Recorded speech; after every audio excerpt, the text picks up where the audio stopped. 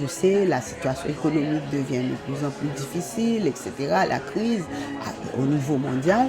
Donc on essaie quand même de gagner quelques sous un peu partout, mais quand même on ne peut pas le faire au détriment et des travailleurs, parce que la justice sociale c'est pour nous tous, et c'est pas, il faut pas qu'il y ait les gens du Sud, les gens les pays du tiers-monde, les pays sous-développés entre guillemets, peuvent gagner des salaires de misère et puis d'autres peuvent vivre comme ils veulent. Non, ça c'est pas ça, il faut corriger ça.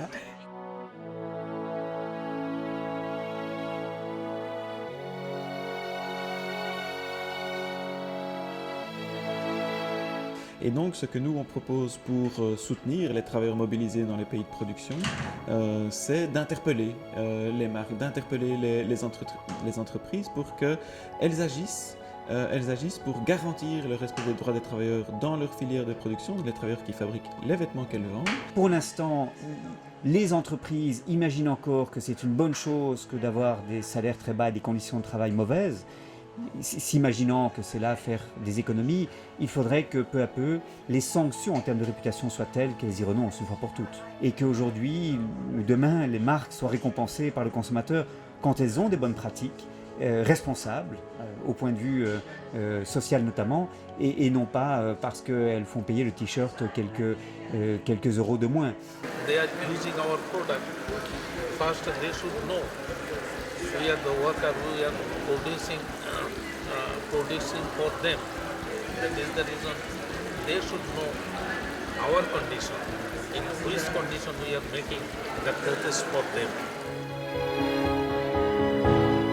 Aujourd'hui, l'acheteur public, ça veut dire la commune, ça veut dire l'hôpital par exemple, a tout à fait la possibilité d'intégrer des critères sociaux dans l'achat de vêtements de travail, de vêtements promotionnels.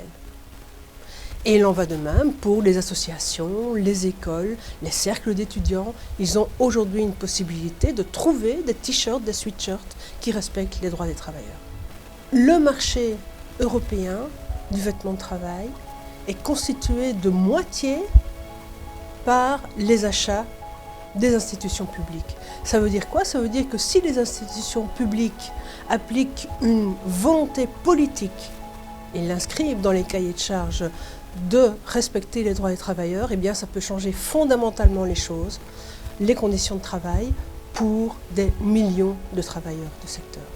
Alors oui, le consommateur peut faire quelque chose. Son vrai pouvoir d'achat, en fait, c'est d'orienter la manière dont ces vêtements sont produits. Et donc là, il y a aujourd'hui des possibilités d'action, des offres plus ou moins correctes qui existent. Il y a quelque chose qui se construit. Mais surtout, le consommateur doit être partie prenante de ces choses qui se construisent. Et donc il doit agir vis-à-vis des grandes marques, vis-à-vis des enseignes, pour qu'elles changent leurs pratiques d'approvisionnement. Le vrai pouvoir d'achat du consommateur, c'est de sortir du jeu de dupes de la solde, des soldes permanentes.